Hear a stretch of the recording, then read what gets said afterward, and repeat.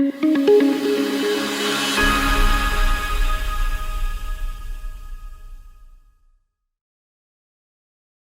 evening. My name is Paul Goldsmith. I'm a neuroscientist and one of the Big Tent trustees.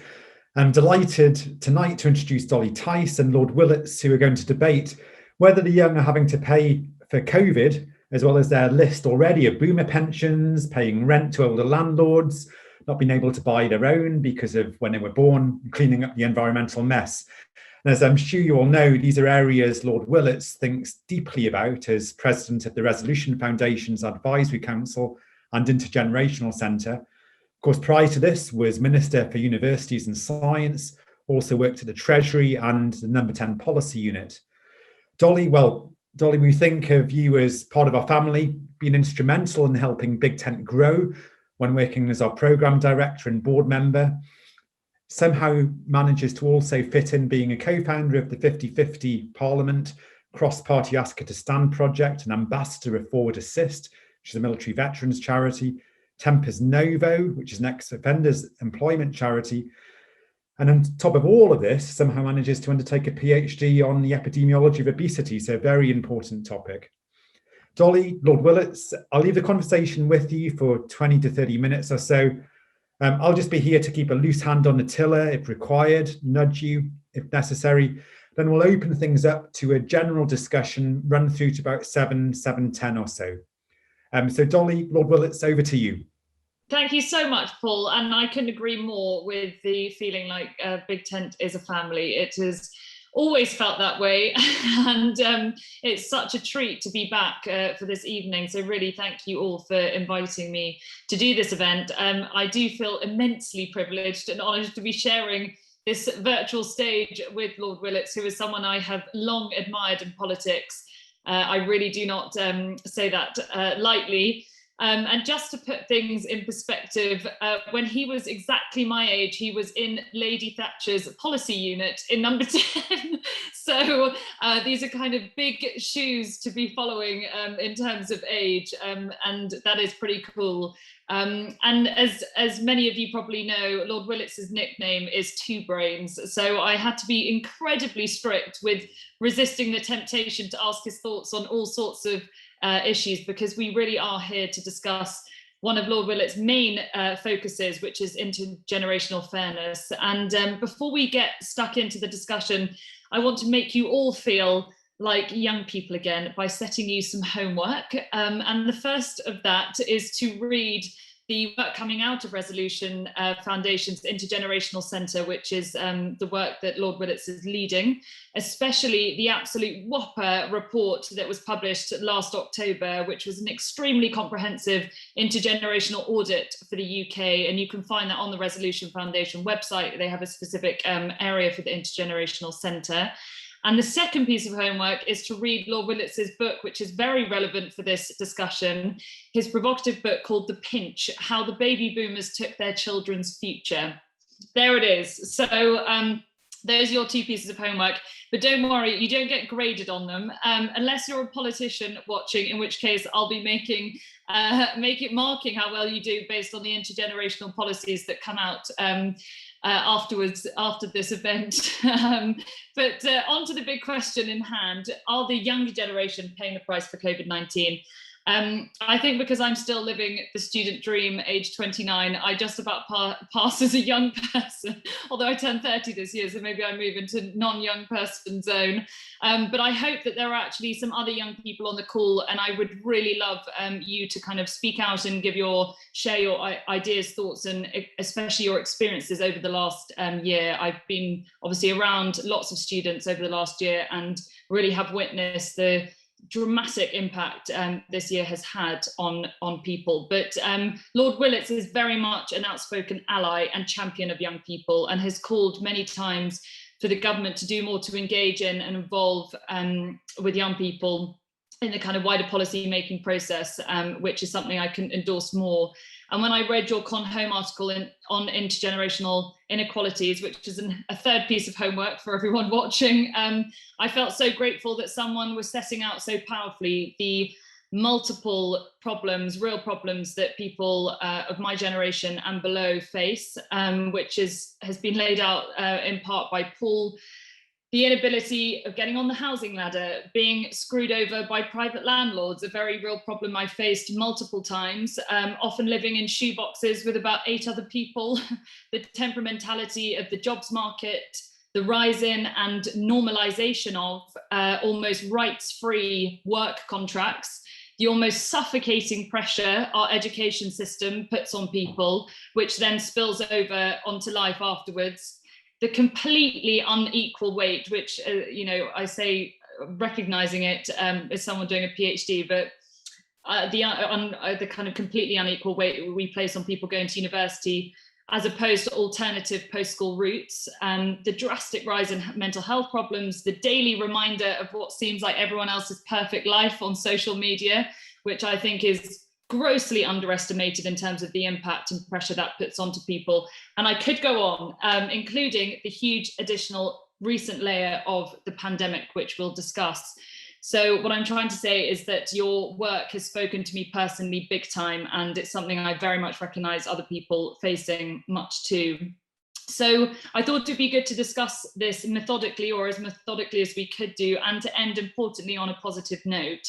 So for our kind of 15 minutes of discussion, to spend 5 minutes each on 3 main questions, the why, the how, and the what, before opening up to the audience.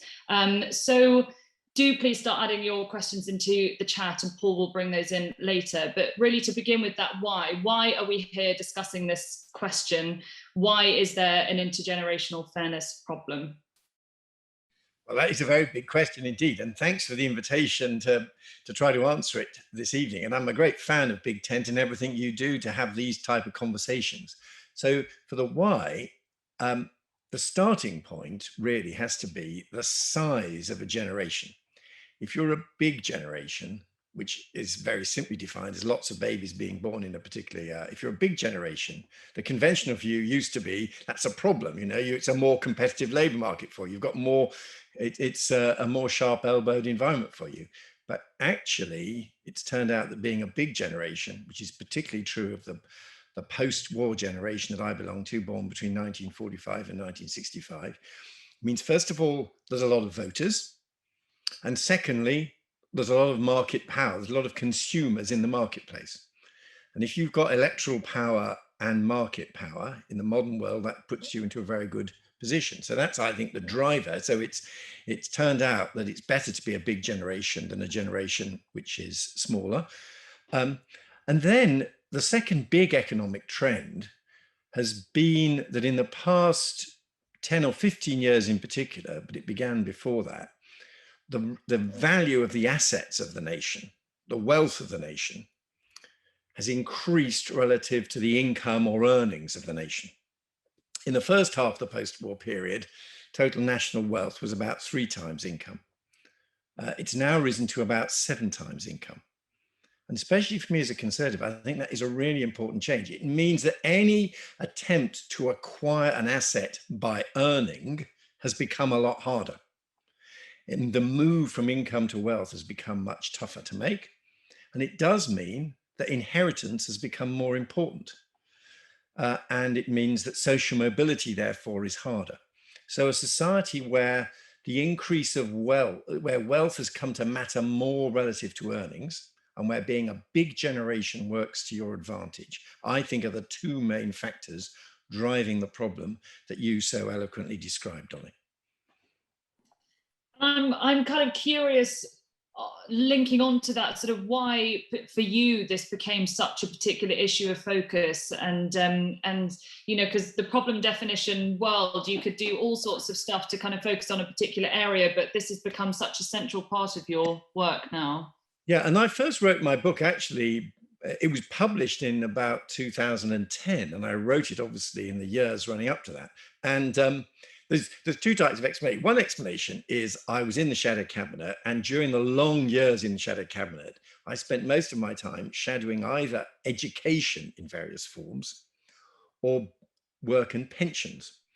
And when you're shadowing pensions and education, it does get you thinking about the things which government does for people. And again, one of my conservative, non-socialist arguments for government is that essentially government takes money off people in middle age when they're earning and their earnings are high and sheds it out to the two extremities of the life cycle, helps fund kids and helps fund old people. But it became increasingly clear to me that the funding of old people bit, pensions and healthcare, which is predominantly for older people, was growing relative to the funding for education. So I observed it just from the departments I was shadowing.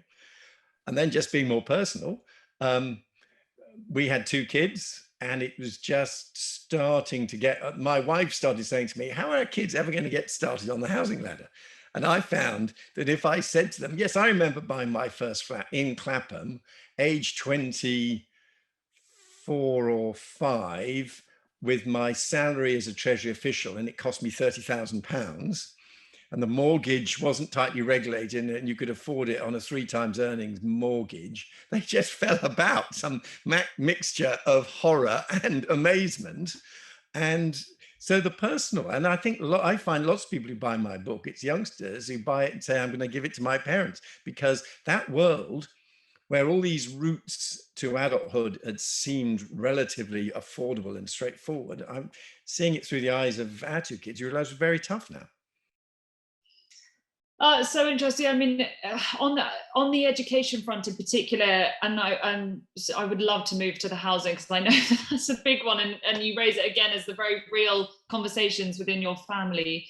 But with the education system being clearly such a kind of big challenge, you know, how do, and especially right now, I mean, maybe even discussing this in light of the situation that students are currently facing, such uncertainty. I mean, I'm living with my family at the moment. My brother is doing his A-levels, so I'm seeing it very much up close, what he's been through over the last couple of years, or last couple of academic years in terms of exams.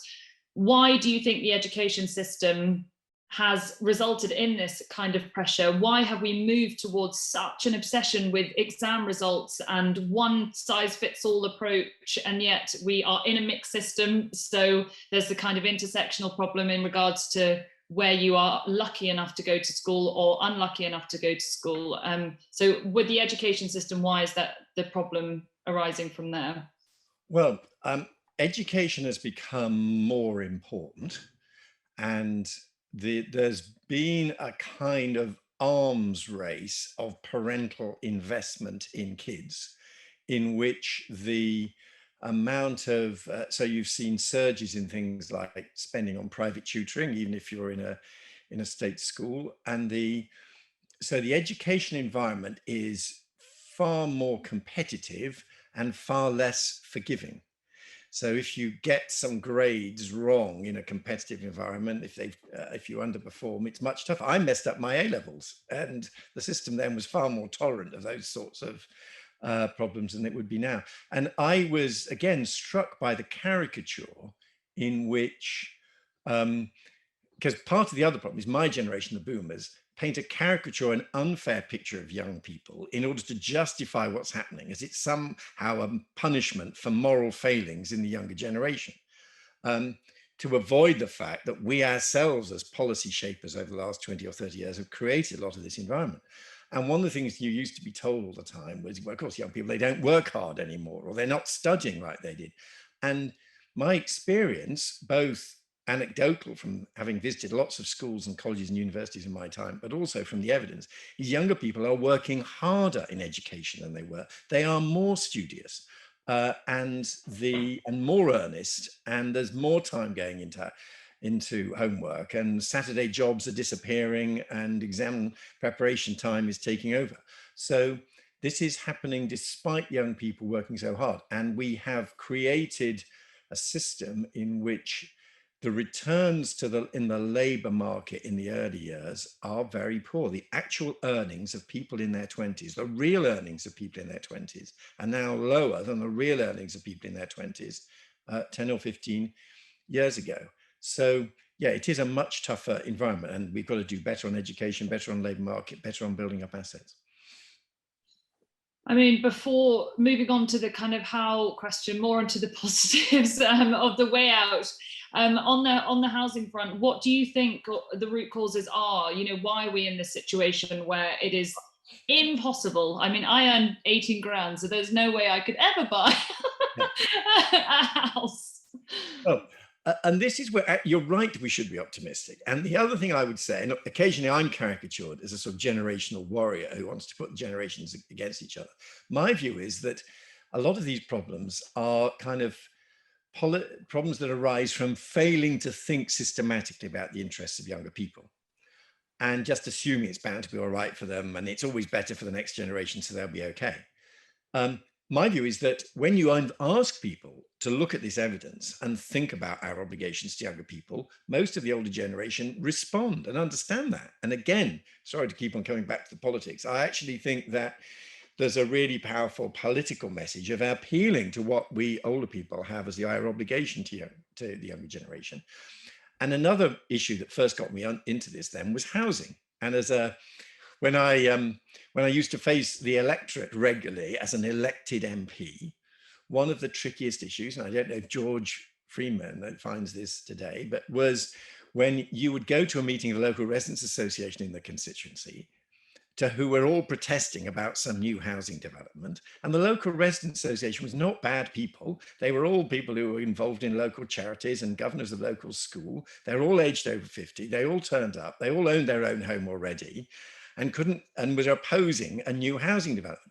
And politics, you're not a kamikaze pilot. You don't want to commit political suicide. And for month after month, year after year, I kept on wrestling with the issue. How do I win them over to the need to build more houses?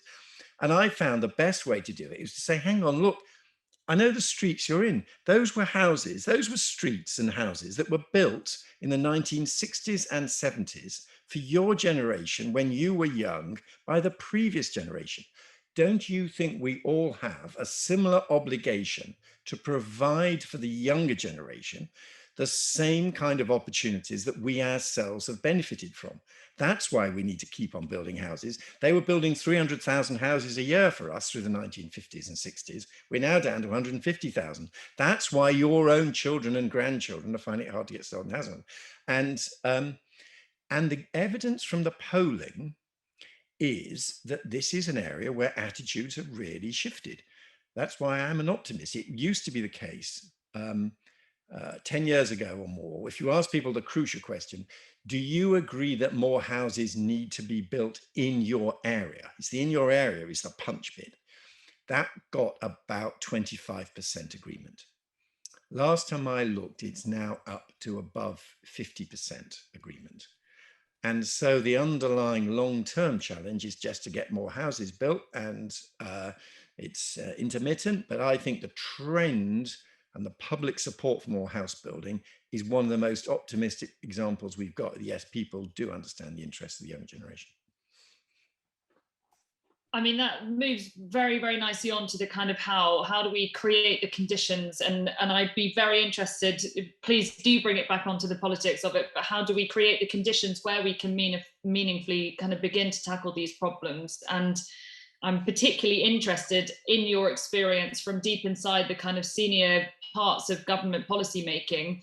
You know, how do you create the conditions where effective policies not only are prioritized, developed, but actually implemented and actioned? Well, look, I think there's so many different things. I mean, first of all, and again, this is a cross-party issue. It doesn't belong to Conservatives, but obviously Conservatives, one of our most powerful slogans in the last century has been the party of the property-owning democracy and spreading property ownership. And you kindly referred to my time advising Margaret Thatcher in the mid-80s. Those were the days when home ownership amongst young people under 35s hit 50%, and it is now just above 25%. And it's when direct share ownership and ownership of shares, partly through privatization, surged. So I think the challenge for our party is to get back to those type of levels of property ownership. And there are several things you can do. Building more houses. I personally think that mortgage regulation, if anything, is now excessive. Again, a classic example, when the boomers were young and buying houses, we had an incredibly lax mortgage regime. Now the boomers are older and have savings, which they wish to have regulated, we have an extremely conservative and restrictive mortgage regulation regime. So it's much harder. I think on pensions, again, there is some good news. The cross-party consensus around auto-enrollment in personal pension pots has been a success. So the good news is there's a framework there. The bad news is the money in those pension pots is very low compared with the money, the value of the old-fashioned, old-style defined benefit pensions.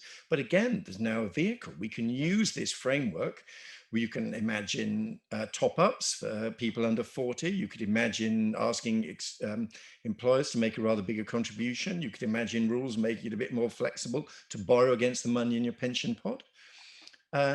So yeah, I think there are, and then I don't want to give too long a list, but when we look at the burden of tax, and there are demographic reasons why I think that may go up, we have to be very careful. We don't impose tax burdens on younger workers who are going to find it hardest to pay that cost. And I think it's relevant for the debate on how we fund social care. So if you look at it as how do we promote home ownership, how do we promote pension saving, how do we ensure fair funding for social care, then I think a deliverable agenda starts emerging.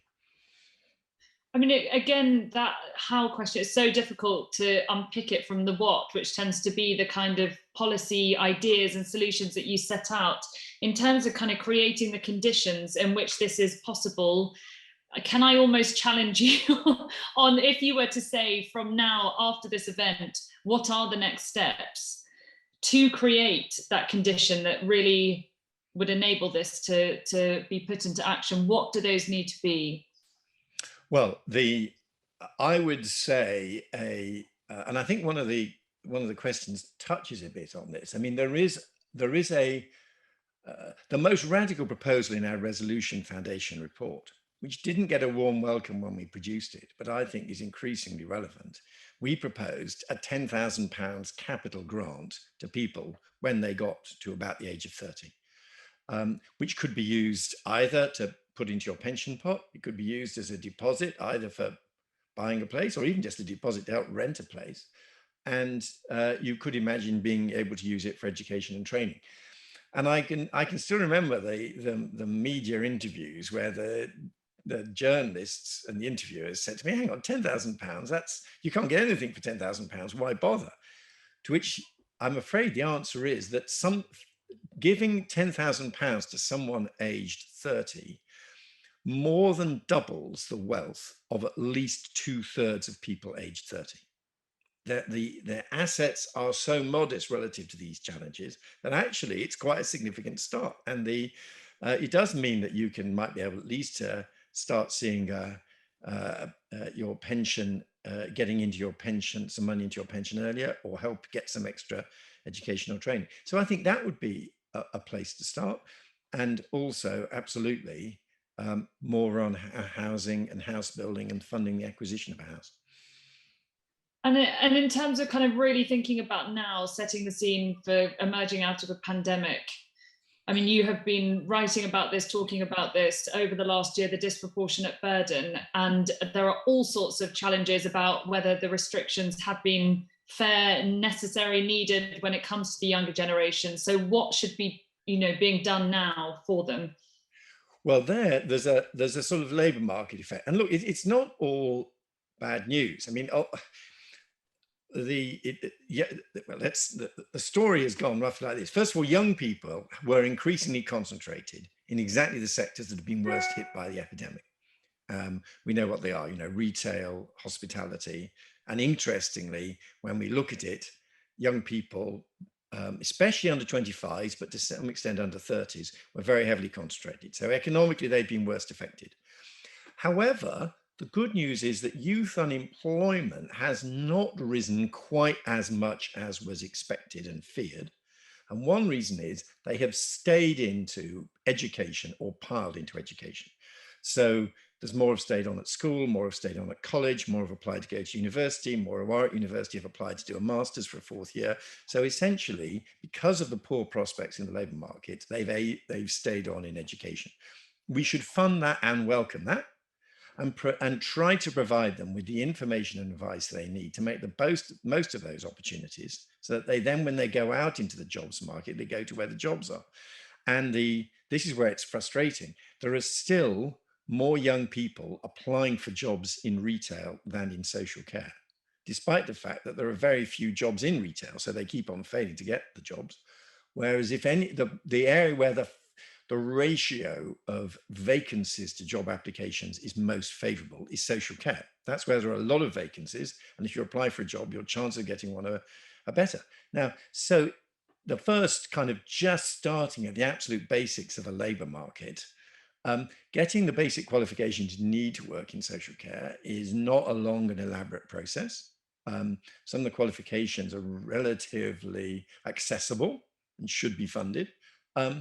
Are we absolutely confident that in job centres and in colleges, this basic information of how you need to, the basic training you need in order to get a job of social care, and the fact that there are vacancies locally, and for all we know in the crisis, you may have been helping out with your granny or your grandparents or some disabled local neighbour. Yes, perhaps you've discovered that can be quite rewarding work. I mean, this is not the most exotic and bold and earth-shattering proposal, but in terms of the practicalities of earning an income in a tough part of the country, just being told, hang on, have you thought of vacancies in social care, would not be a bad place to start. Yeah, and it's funny, I've literally just come off a call with the Buurtzorg model that's being piloted here. That's a Dutch model of social care, which absolutely puts the kind of frontline staff as at the heart of it. And it's exactly that. So if anyone is thinking about career moves in social care, then that's a good place to start. And then, of course, it can in turn, we then need to invest in that. And it then means that when you look at the social care package, which I hope will be a priority in the Queen's speech, George will know better than me the gossip, but there's an expectation it will be. It has to be properly funded so that pay for people working in social care is decent. And if you imagine, and already quite a few of the people working in social care are relatively young.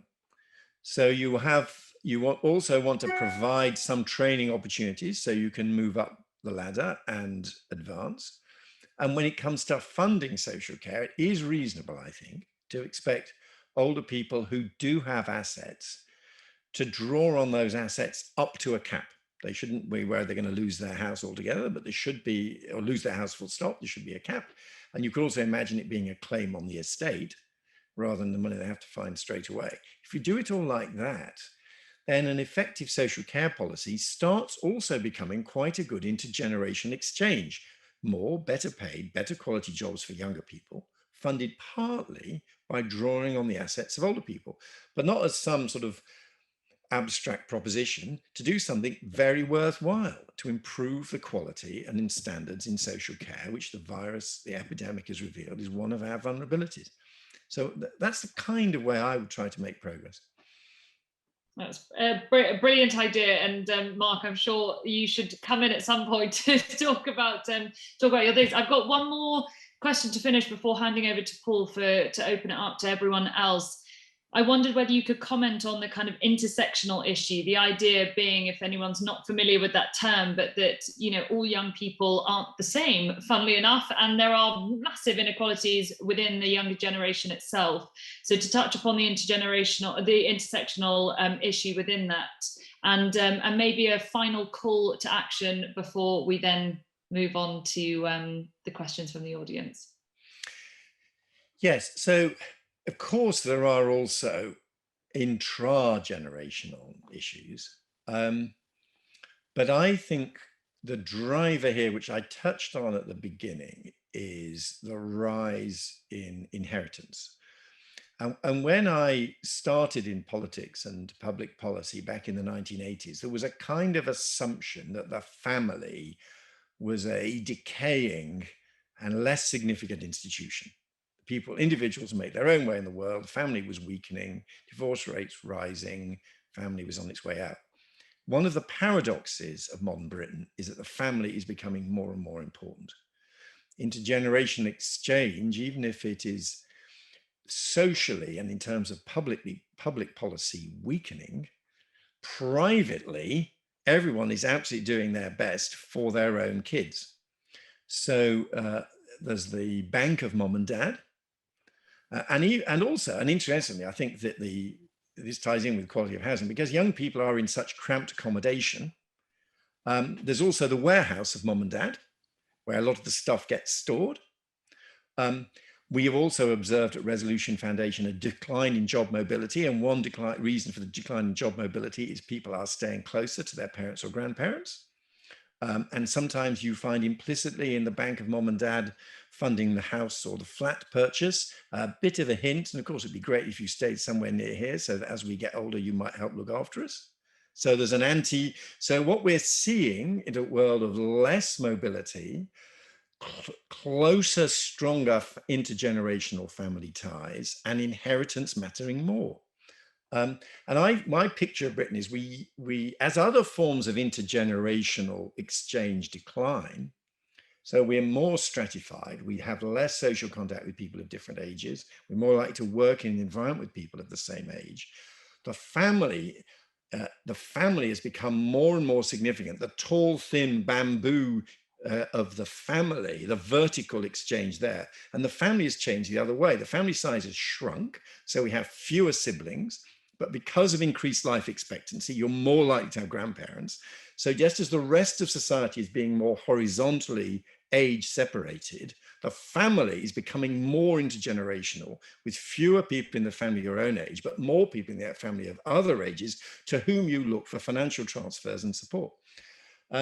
So that is the underlying trend here. And its significance, I think, has been underestimated. So your final call to action, other than family, and I couldn't agree with more. Politicians do tend to find talking about family quite a sticky area, with fear of, offending or group. I remember it from my time at the CSJ, who lead on a lot of family policy. It is a difficult area, but your sort of call to action to people watching. Well, I think that as I say, I mean, I think where we got, look, and I saw all this happening in family values and all that stuff. What I'm saying, it's not the sole story of the family. Family is deeply meaningful in many ways. We are underestimating the significance of the family as an economic institution. It is becoming a more powerful economic unit. And the IFS brought out new figures on the significance of inheritance. So a good challenge for Conservatives is, do we really want to live in a world where inheritance matters more and more, and trying to buy your house out of your earnings is harder and harder? And I think our picture of what a dynamic global Britain looks like isn't one like that. So that's the challenge. Thank you so much. Paul, I'm going to hand over before I ask 1,000 more questions. I know you could go on all evening. Fascinating. And no, I've got a whole list of questions I'd love to ask about why George Osborne increased the inheritance allowance up to £1 million. Was that the right thing to do? But first of all, I think one area we haven't touched on yet is debt. George Freeman, can you open that line of attack, please? Thanks, Paul. Well, it's a line of inquiry, I think. David, as Conservatives who get intergenerational fairness, indeed, I'd argue that the intergenerational contract is a fundamental part of good conservatism. In fact, your book, Civic Conservatism, rather like Dolly, it was part of what inspired me to make the courageous anti-woke decision to decide I was probably a conservative. I really believe in the kind of civic contract between the generations. And I think the really tough question for us is, at a time when, before COVID, we were at about 0.8 trillion of debt from the crash, and QE, which of course massively inflated the assets that you've eloquently described that people under 30 don't own. And we've just seen another 800 billion of immediate relief. The economic scarring is deeper. When furlough ends, there'll be bankruptcies. It just feels to me, not just because I got 2 children aged 20 and 18, just as a conservative generationally, it feels like we're in danger of saddling a generation under 35 with unbelievable debts of a historic nature. We're not talking, a few bad years. We're talking back to 1776 levels of debt. And we've got climate change and a massive wave of green taxes and things. it feels wrong. And I'm wondering, yes, we can build more houses, but don't we have to be more bold? And what I'm about to ask is sort of heresy in so many conservative circles. But given that housing stock is where so much of this value is locked up, is it not time that we ask ourselves, look, when somebody, I take my mother as an example, she's 83, lives in a cottage she bought for £20,000 in Norfolk, and it's now worth 400,000, and she's done nothing to it. When my dear mother eventually departs for somewhere more peaceful, I really don't have a problem paying a levy of that into something to support intergenerational fairness. I'd have a problem spending it on sort of propping up some daft scheme in Scotland or something. But if it genuinely went into helping ease the intergenerational unfairness, I'd be up for it. And I think a lot of people would. So question, how radical should we be? Can we be? Yeah. And it's tricky. I mean, this ties in with the question that was asked about, the George Osborne's announcement on the £1 million. The 1 million exemption from inheritance tax, the reason incidentally why that was so popular is it was because people saw that as something for their children and grandchildren. It's because they thought, that's fantastic. I can leave the house to them with less tax so they can afford to get started on the housing ladder. So it's the intergenerational contract, but family by family. I do think that as taxes probably are going to have to rise, not least because of the increase in the number of old people as the boomers age, it would be wrong if we went for classic taxes on income or consumption when housing is so undertaxed in Britain. Now, whether you would try and look at it politically, whether I think you'd go for the headline inheritance tax rate, I don't know, but there are two obvious starting points. One is council tax. And I was a minister in John Major's government and John Major and Michael Heseltine were trying to sort out the poll tax mess. And the idea was that council tax was somewhere between poll tax and rates. We've ended up, and we've done work on this at Resolution, 30 years later, council tax is a shockingly regressive tax. It is borne much more heavily by people in low value properties, including renters in low value properties, and is much less burdensome on people who own their own high value properties. So reform of council tax, so it is, which when you look at the international statistics counts as Britain's main capital tax, but it's one of the world's most regressive capital taxes you could put up with. That's the first one. And the second thing is funding social care, as I said earlier. And I think then it becomes vivid if you say to people, look, it is reasonable if you are sitting on a house that's worth a lot and you need social care to expect some of that cost after your death to be a charge on your estate, up to a cap. Now, so in other words, learn all the lessons from Theresa May in 2017, where it went off terribly because it wasn't clear from the beginning. There should be a cap on the total amount that you have to pay and a floor below which your assets don't fall. But I think with those two protections, that is also winnable. Now, you can do other things, and I see in the chat line there is someone that the Treasury have been historically wary of conventional wealth taxes because it is very hard to tax inert wealth when it's not moving. You need something to happen. That's why council tax and social care are things that I'm focusing on. You could even imagine things like national insurance, though, being, of course, it's ludicrous. Over 65, you don't pay national insurance on your earnings. You could imagine some lower rate of national insurance on occupational pension income. So you can do things that help ensure a rather more generationally fair tax system without having to go for the big headline, most politically controversial measures. Fantastic. Coming back to education, Siobhan Eke, I hope I pronounced your surname correctly, has some interesting observations. Yeah, hi.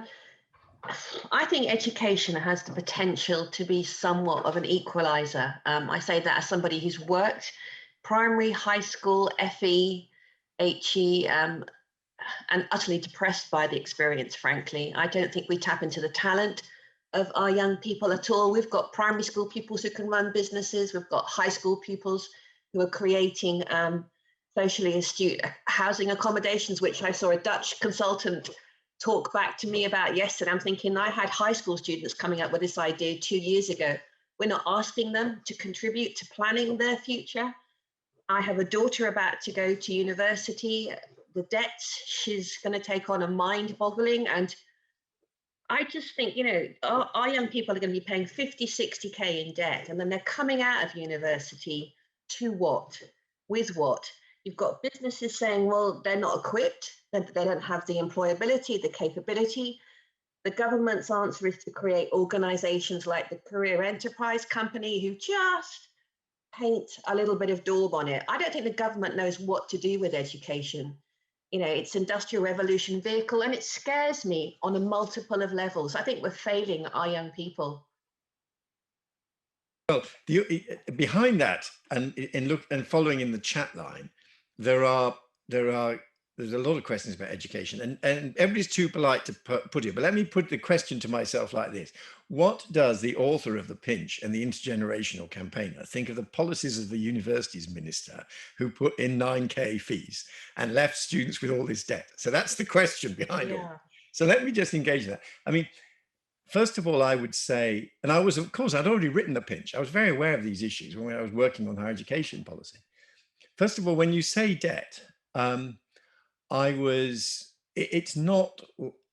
is not like a conventional debt. A student, son or daughter of mine who left university with 50,000 on their credit card or as a bank overdraft, or even in the American higher education system with a debt that could be reclaimed off them regardless of their circumstances, that would be terrible. But ours is basically that you pay back at the rate of 9% on your earnings above a very high threshold.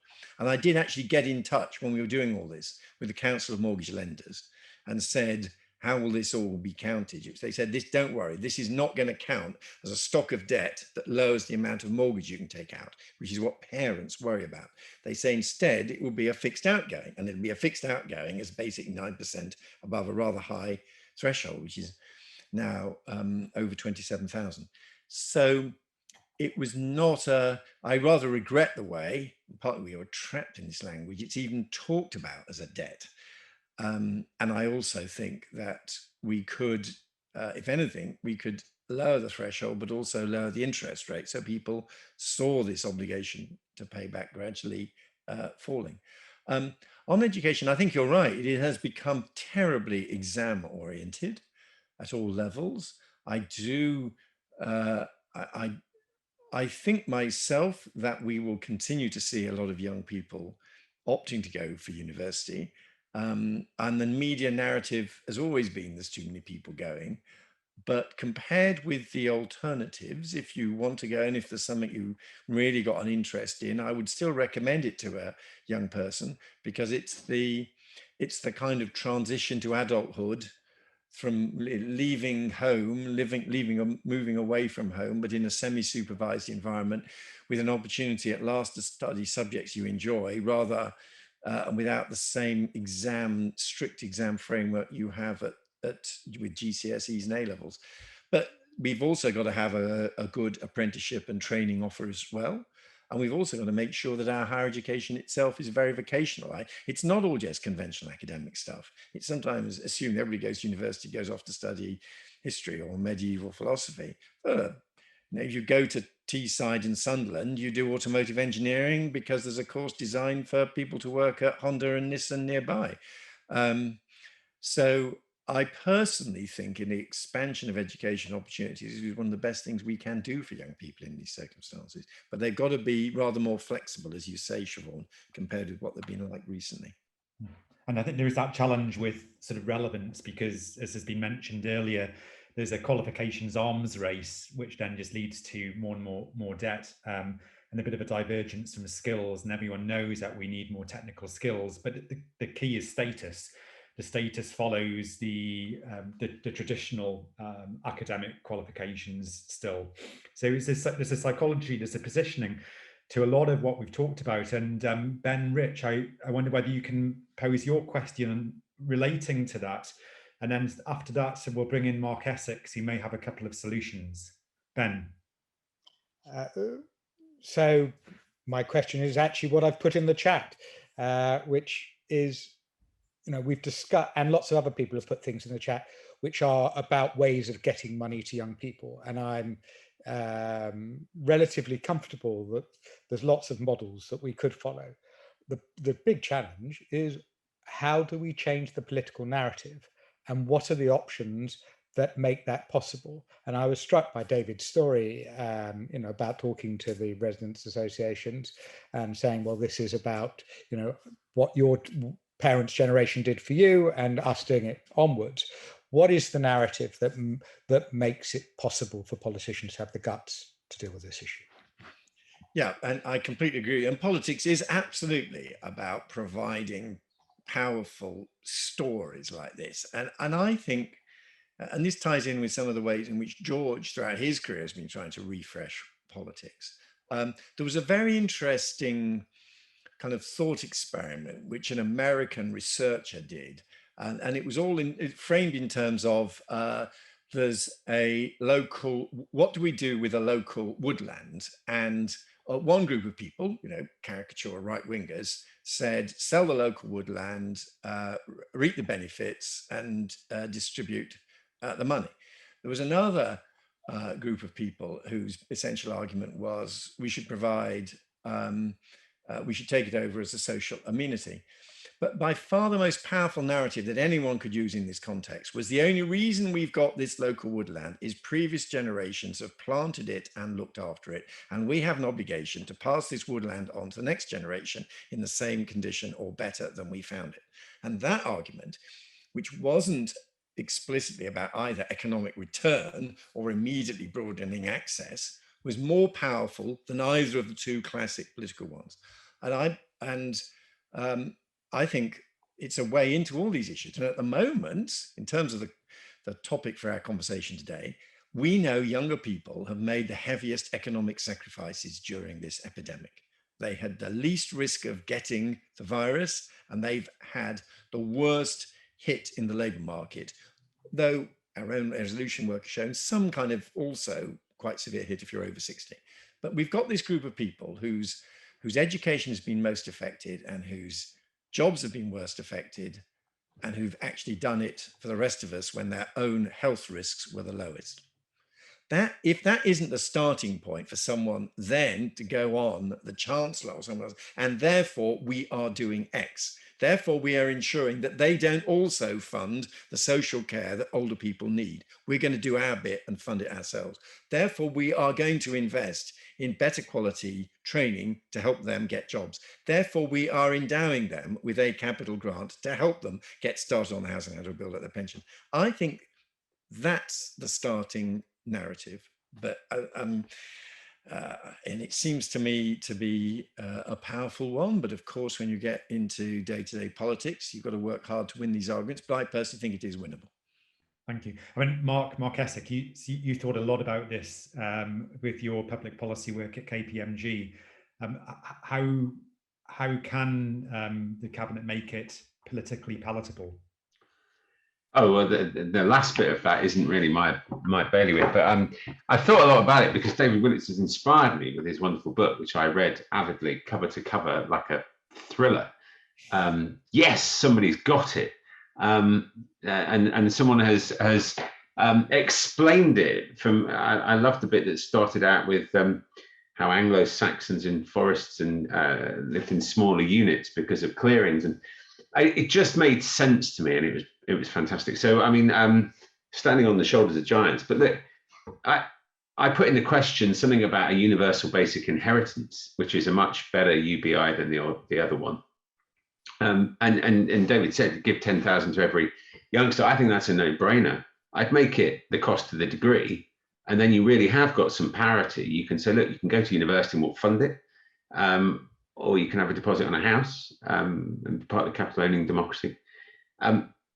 I think on property taxes, there's a real choice, isn't there? That whether you try and distribute by the back door with really good suggestions about social care, I think that makes lots of sense.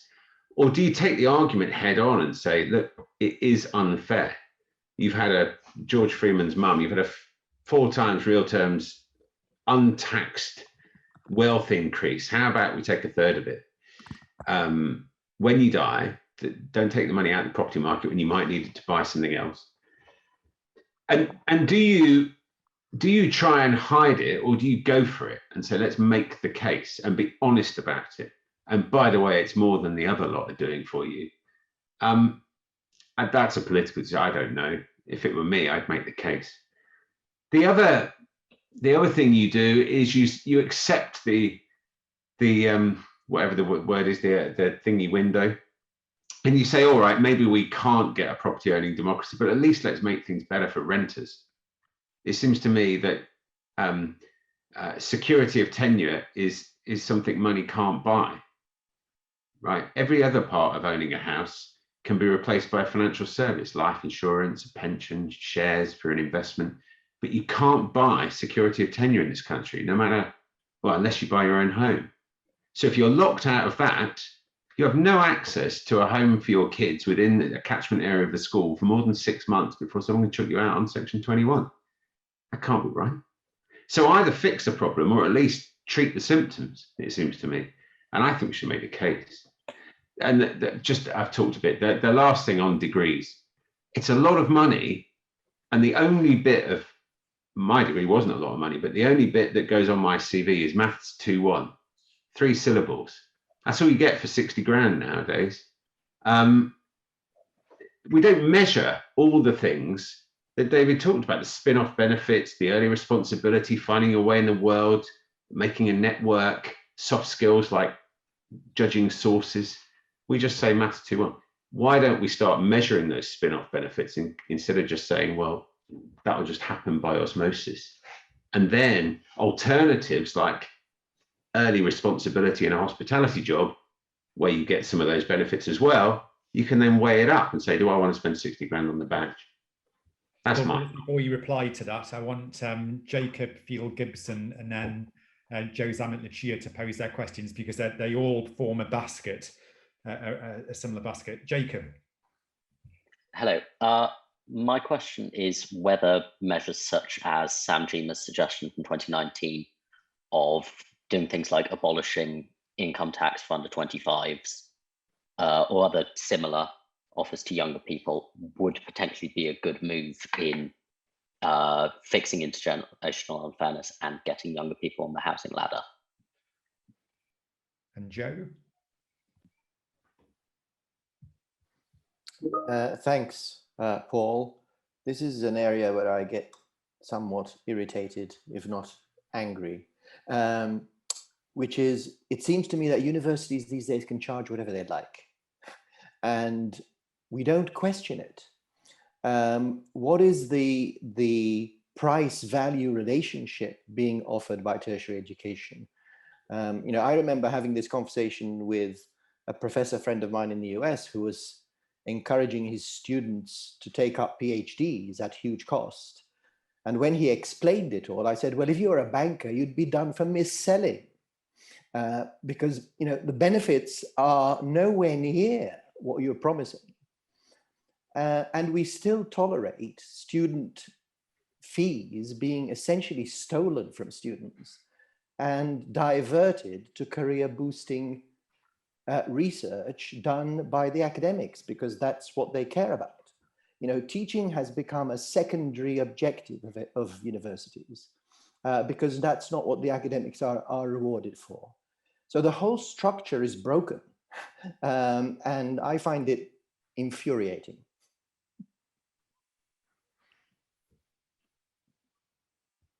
Well, there's a lot of food for thought there.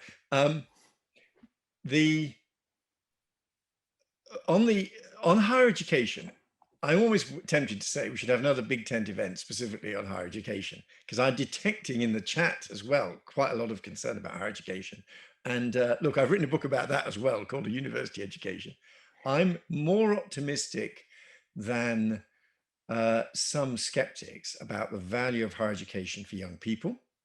I agree that it is not just in the degree. There was a very interesting piece of research that shows that some of the other social returns to higher education, ranging from better health, greater propensity to vote, more like higher levels of civic engagement, even applied to the graduates who weren't in the best paid jobs. So there's a social return as well. And this isn't as virtue of simply of a selection effect. This isn't, that's what those 18-year-olds were like. This is being changed by the experience of 3 years at university. So I personally am quite pro higher education, even though it does have its problems. And in terms of what we've just heard from Joe, it is probably now we're at the stage where the teaching, the 9K for teaching roughly covers the costs. And it's the overseas students paying more than 9K where there's probably a transfer to research. So it's a bit different, but it's true there have been cross subsidies within universities in the past, and there probably are still some today.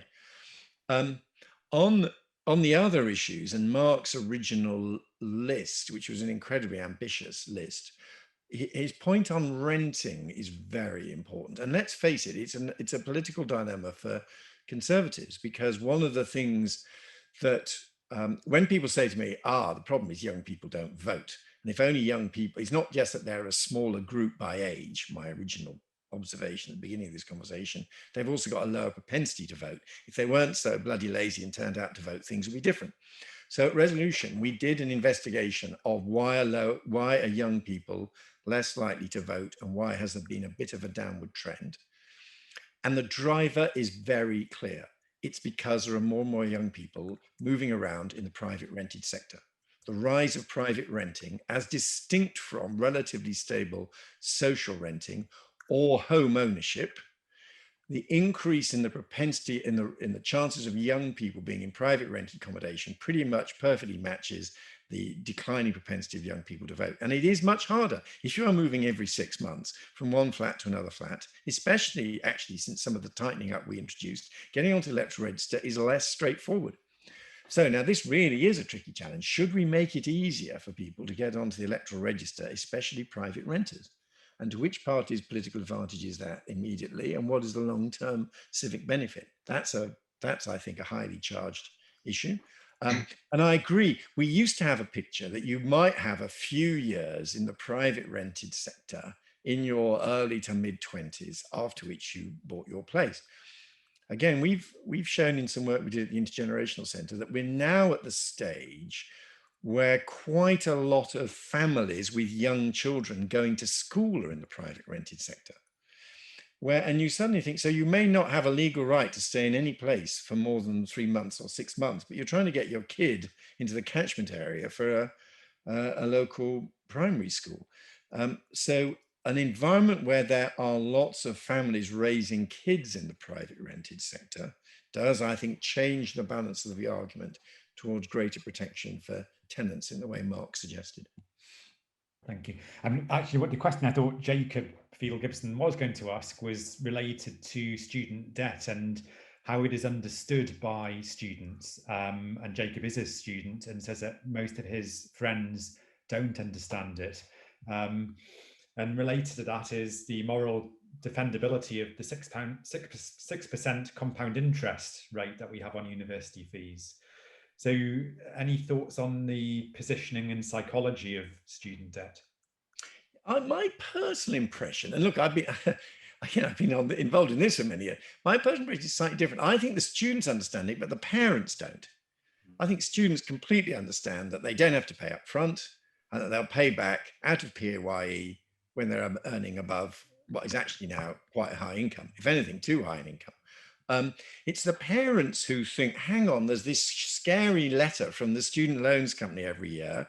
And whenever my son or daughter tries to buy a flat, they'll be told, well, we would have loved to have lent you 250,000, but as you've got 50,000 of student debt, we'll only lend you 200,000. That's what the parents think. Now, I personally think it's not correct, but it's a widespread anxiety. And when we were trying to communicate the realities of the student financing system, we put our modest publicity budget entirely into sending recent graduates around school and colleges to explain in a completely non-political way, a non-political experience way, how the system would actually work.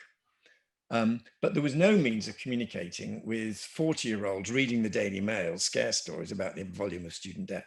The interest rate is indeed, I think, the most controversial feature of the system. I would do a reform myself where I would lower the interest rate and at the same time actually lower the threshold so that graduates started paying back a bit sooner. And that, I think, would help. But of course, the reality is what matters is your annual payments. And if you are earning 32,000 a year, if you're earning a few £1,000s above the repayment threshold, you'll be paying 9% on perhaps £4,000. That's £360 a year, £30 a month. £30 a month as a graduate repayment fee when you're earning £31,000 a year is not a massive issue. And again, George may correct me, in my entire time as a constituency MP, and we've had this type of model of student finance now for since the beginning of the millennium, I never had an actual real graduate come to me to complain about their graduate repayments, because it was a relatively small item of their household budget. But parents do worry. And as I say, I think that's partly because the system has not really, that we're trapped in this language of fees and loans, which means that they don't really get quite how similar to PAYE it has become. I mean, Jacob is one of the university representatives on the call tonight. Any reflections on that? Would you agree? Yeah, I would agree that actually there's probably a far better understanding among students than parents. I think if parents were willing to understand it as essentially, for most people, the equivalent to paying their phone contract or something per month, I think that would probably solve a lot of problems. But I think it probably really stems from the fact that it's just being used cynically as a political football to bash sort of the government, I guess, on it. I do think a bigger problem, though, is it's less with tuition fees and more with maintenance, particularly how it doesn't take into account your particular situation. So, for example, a family earning £50,000 or £60,000 in Grimsby with one child are going to have a lot more money actually available as disposable income to them than a family living in central London with 4 children, for example. I think it's a real problem that it doesn't take that into account. Yeah, I agree. And I completely agree with Jacob's point. And in my experience, in my days as minister, and I think if anything, it's got worse, is that when you actually talk to the National Union of Students or student representatives, the issue wasn't that they were going to have to pay back this 9% above a very high threshold later on when they were in work, and only if they're in a well-paid job. The issue was entirely the cash pressures on young people while at university. And that's, and I regret it, Sajid Javid later on, I think in 2015, 2016, removed the means tested maintenance grant, which I think was a pity. And if I had any money to spend on HE, it would be providing a cash boost for younger people, especially from less affluent backgrounds, to meet the cost of living at university. Thank you. We're talking a lot about how do we build a narrative. Andrew Dixon, are you still online? Hi, Paul. Yeah, thanks so much. Yeah, it's just really about the politics of this. I think everyone's had loads of great ideas, suggestions, and I think we're all passionate about leveling up in different formats, intergenerationally and regionally. But I guess the question for David is there the political will for this to happen? Because clearly that's at risk of some of your core vote. And, you know, we can sit and come up with solutions all day long, but you know, unfortunately, if there's not enough political will, it's just a bit of a waste of time. Yeah, and look, and that is absolutely the key question. And so let's setting aside all the sort of high arguments of principle, there's nothing to be embarrassed about in also what the politics is. And on that, first of all, it is not a stupid strategy for a party to say, we focus on people when they've reached a rather later stage in the life cycle. And we don't expect younger people to vote for us. But when you become 40 or 50, we hope we will win you over. And then you'll become a conservative. And that's our political strategy. That is not an absurd political strategy. However, First of all, a party that systematically appeals to the over 40s, that 10 years later finds it's appealing to the over 50s, and 10 years later after that finds it's appealing to the over 60s, and in other words, is failing to recruit new people as they go through that life cycle, does have a problem. And secondly, it may be the case, and there is some evidence for this, which I put in my book, that your early experiences and your early political views are not easy to shift. So winning these people over when they become 30 or 40 is not straightforward. And then you add to that further that probably for Tories, the big event has been becoming a homeowner. And that's itself become a lot harder. So my argument is I can understand, and it's very hard for people to express kind of, it is quite as cynical as I have done. It's all in quotation marks, but that's the kind of thought process. That is, even that requires you, it becomes sense to say, hang on, we really do want to help people build up a stake in society. It is quite dangerous if we reverse everything Margaret Thatcher did, and we have lots of people who are entering midlife without any significant asset in society. We've got to do more to help them on that process. So even on that most minimalist and most cynical view of the appeal of a party, you have to do a bit more to appeal to people and get them through the life cycle the way I described. With hoping there's a big hurdle to get to reach before you can buy, but another asset which you mentioned earlier is shares. And I don't know what the figures are for share ownership amongst the young now compared to other generations. But Ben Braben is an area you know a lot about and have done some fantastic work on spreading share ownership. Ben, are you online to come in here? I certainly am. Thank you very much indeed. You mentioned that share ownership has declined since the Thatcher era and the privatizations of it. And I imagine you mean both the amount of equity held and also its distribution throughout the population. I wonder, first, is that a problem? And secondly, what is to be done about it if it is? I haven't got the figures in my head, but it's certainly the case that individual share ownership, people actually having some shares, has fallen a lot because, of course, as privatizations have unraveled and people sold that, Sid having told them to buy the shares in British Gas, they've long since been sold. But this is where I think there's more of an opportunity in the pots of money that people are building up through auto enrollment in pensions, because those could be, so people do indirectly, as I said, the good news is that a lot of young people have got some kind of auto enrolled pension, even if it's pretty small. It should be a lot more vivid and clear what is being done with that money. And although there are some schemes already, it's not completely hopeless. Imagine saying, we're going to invest your money entirely in green technologies. And here's a portfolio of shares in green and decarbonizing and environmentally friendly companies. You could imagine ways in which the auto-enrolled pension pot became a vehicle for rebuilding a bit more of that sense of personal ownership, where Ben is right. I think it's been lost.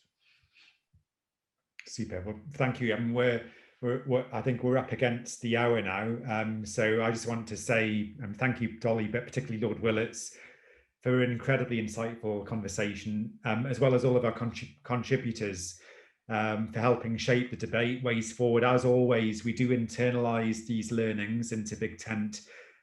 We are focused on levelling up, both from a social and broader perspective, and moving from just convening to actually generating projects. So we're going to end the formal event and recording now. We will keep the room open for anyone that wants to continue the discussion. Otherwise, I just want to say I hope to see you all at our next Meet the Leaders event, which is the 11th of May, with probably the grandfather of a generation, Lord Heseltine. Thank you and good evening. Thank you very much indeed, Paul. Thanks for inviting me. Very interesting. Thank you.